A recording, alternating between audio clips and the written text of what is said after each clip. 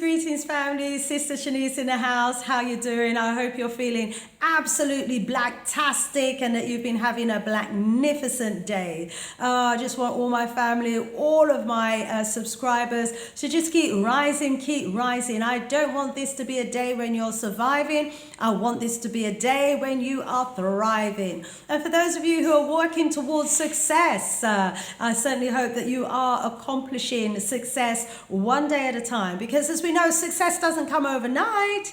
But, you know, if you are working towards success on a daily basis and each day you're taking a step to get there, you most definitely will arrive. So, family, I want to thank you so much for joining me today. If you are not already a subscriber to this channel, please do subscribe. And if you're not also a regular viewer of my live shows every Wednesday, 8 p.m. BST time, then what are you waiting for? Do join those shows as well. Family, today, I would like you to join me on a journey that I'm on. And this journey is one that I have dreamed of doing from a child, from my early childhood days. Now, in the UKKK, I was regularly shown on the television images of Africa, which was really negative and horrible. I mean, it suggested that there was no clean drinking water on the continent. It suggested that, you know, it was just a place that was full of sickness and diseases, wars and trauma, conflict. I mean, the images that we saw was absolutely awful. And so as a result, when I got older, you know, I signed up to Oxfam, and every month I was paying some of my hard-earned money towards the works that Oxfam was claiming to do, and I religiously made sure that they always got their money every single month. And you know, but those images of Africa didn't actually put me off Africa at all. It just made me more determined to want to come to Africa to do what I could, you know, to make any little contribution that I could towards improving the quality of life of the people here. And back then, I actually believed as well that the aid agencies were doing a good job. And it wasn't until I got much older and I started looking into the works of the aid agencies and their outcomes that I realized that basically, you know, these charities operate like businesses. So one of the things I wanted to do was to bring clean water to Africa, because, you know, we know the images that they show us about the water situation. And so eventually in my older years, I managed to come here to Africa, and I found a place that resembles paradise. And I realized that these aid agencies have been lying. And, you know, organizations and charities like WaterAid that have been collecting millions over the years, supposedly to provide water because there was none. I've arrived to find that there's water everywhere. Water is underneath our feet. All you need to do in order to get to that water is to dig. Yeah, okay, in some parts of a particular country, the water table might be quite high. In other parts, the water table might be quite low. And if the water table's high, then you don't have to dig so deep for water. And if it's low, you have to dig a bit deeper. But the fact is that if you keep digging, you will reach water. So, okay, it might be a little bit costly for some of the locals to be able to afford to dig for water and do the concreting all the way down that's needed, you know, but it doesn't cost millions and millions. And if you're raking in millions, you know, to provide water, then I would expect to find millions and millions of water pipes and water systems in place that these agencies have actually provided on the continent of Africa. And to be honest, I've been to a few African countries, and I haven't found a single water pipe or a single, water system that was supposedly done by a charity like WaterAid. Then I took a look at the sort of money that they've got coming in, because maybe they're not getting enough coming in, why they're unable to provide the services that they claim that they are providing as a charity. And when I took a look at the WaterAid UK's annual report, I saw that for 2019-20, they actually raked in £91.3 million. 91.3 million. And then when I looked to see how much they rated in the previous year, 91 million for 2018-19, for 2017-18, 83 million, and for 2015-16, 85 million per annum. These are the sums of money that they're getting from individuals, from governments, from charities, from corporations, claiming that they're providing, water systems for poor people in Africa, because these are the images that we see, yeah? But as I said, when you go around these countries, I'm not seeing the evidence of these water pipes that have been donated by WaterAid. And for the sums of money that they've got coming in, I would expect there to be millions of these standpipes or wells or boreholes right across the continent. Anyway, setting those organizations aside, there's always, something that we could do. And so one of my aspirations was, as I said, from a very young age, was to provide water for locals. And since I've been here, I've seen people go out and get water, the little girls and the women, they'd come back home with the buckets of water on their heads. But because we have an Ubuntu spirit here on the continent, most people don't have to go too far to get water. Their neighbors, if they've got water, they'll get water from their neighbor. If they have to go to the river for water, they'll go and they'll get water. But everyone knows where they can get water from, and they get water. And obviously, the more water systems, the more boreholes, the more wells that there are, the shorter the distance that people have to go to get water. So on my piece of land, because I've got a few bits of land that I've bought over the years, and it was just so that I could have my little piece of Mama Africa to reconnect my DNA, back onto Mother Africa's soil. So, and I'm not going to be living on all of them. I don't know what I'm going to be doing with it. So I thought the least I could do is to do a well on one of these plots, so that the local community can have access to it. So I'm on a journey, family, to building a community well for my neighbors and my family people in the area of Jambu, where I've got a plot of land. Join me on my journey, family. One love. I'm in the car, I'm on my way to Jambu, where I've got a plot of land, and I've had this land for about 4 years now, and it was bush then, but there's a little bit happening around the area, quite a few farmers, and I'm not certain what I'm going to do there just now. So I thought what I'll do is I'll at least put a well on the land. That way the local farmers don't have to get the water brought in, and they don't have to go too far to get the water. So that's my little contribution to my new family in the region where I will have my plot of land. So join me on my journey today. I've visited the land on a number of occasions, and each time I've found it almost impossible to find it. We do eventually find it because once we turn off the highway, it's about 10-15 minutes inland, and there's some twists and some turns to get there. And I say that to say this as well, really. This is a piece of land that I actually bought blind. I bought it through a friend of mine, and he was like, yeah, there's a piece of land going, and of course, as a diaspora, sorry, we all want our little bit of land in Africa, don't we? So I'm like, yeah, get it. But one of the things that we do have to be mindful of when you buy land blind, I mean, there's a number of things you need to be mindful of, actually. In fact, I wouldn't even recommend it at all. Is that we all have our different, idea of where we might want to live. Some would want to live in a kind of village type community. Some of us might want, the rural. Some might want the town. Some might want the city. And, you really have to go and see where the land is to see if it's in the sort of place where, you'd want to live.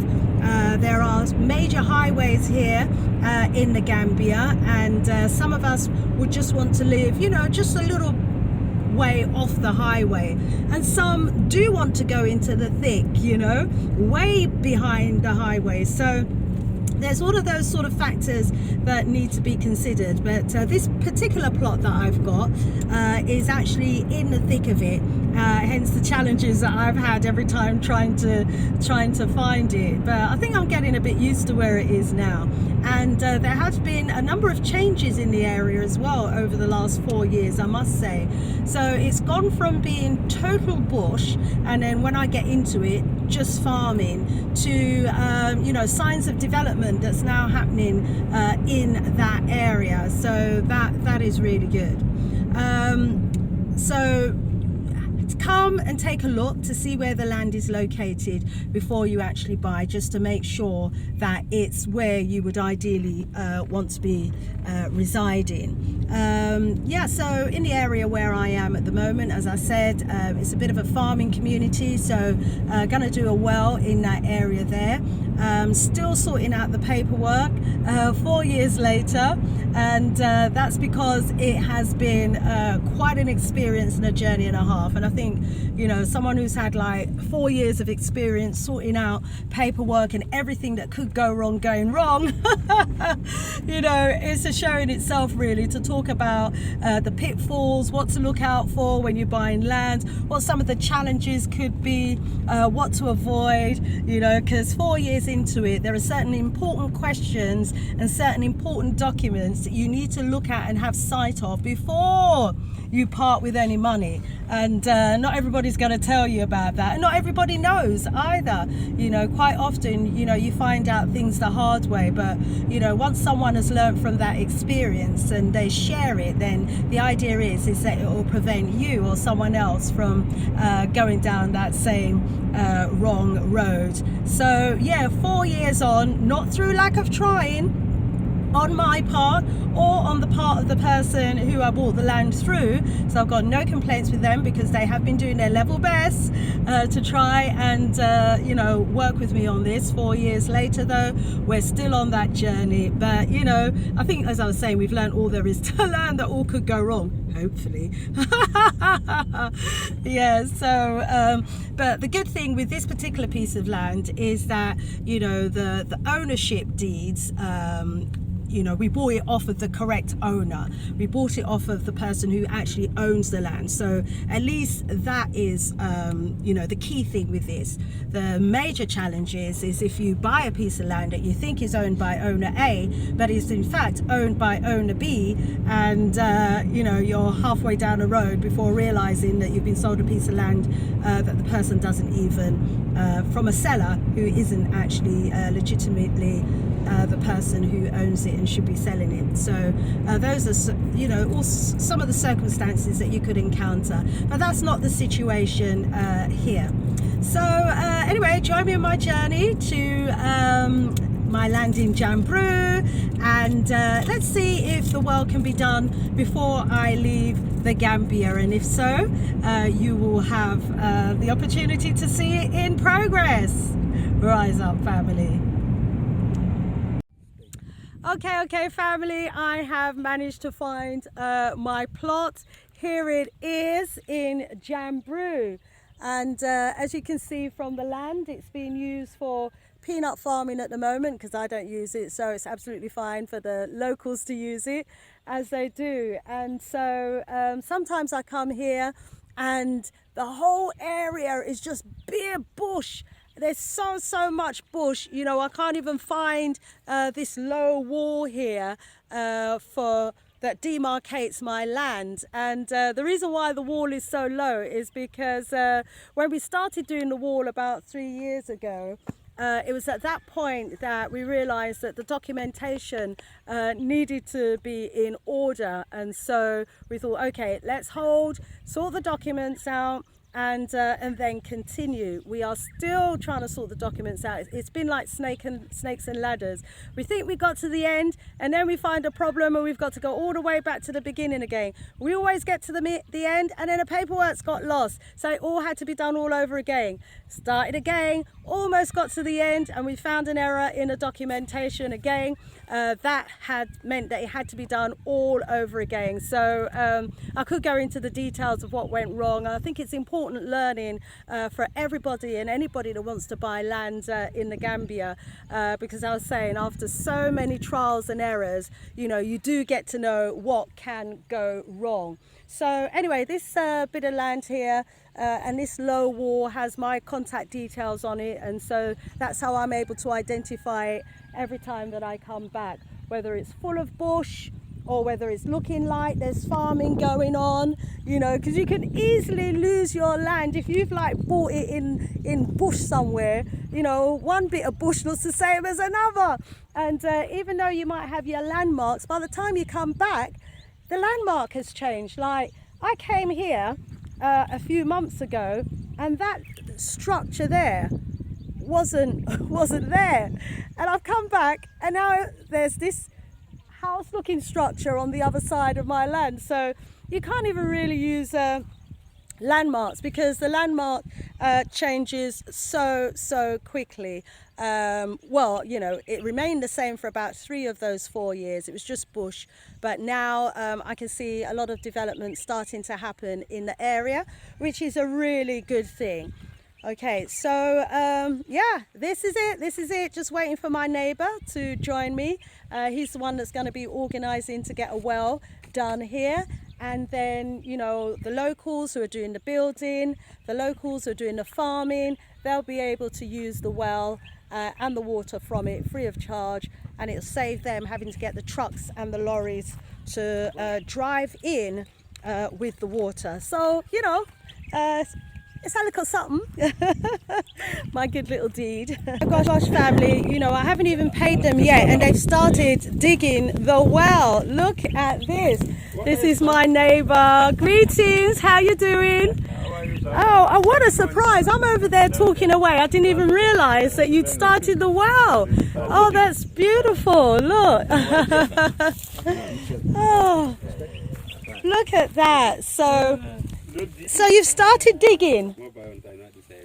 Hey, look, family. Wow. The beginnings of the well.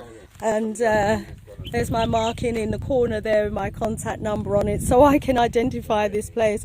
We used to look out for this mound as well.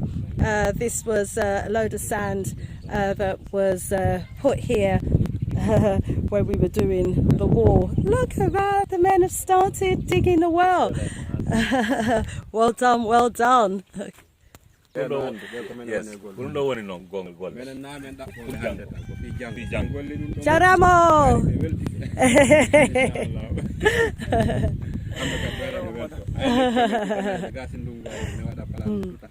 He said, yes.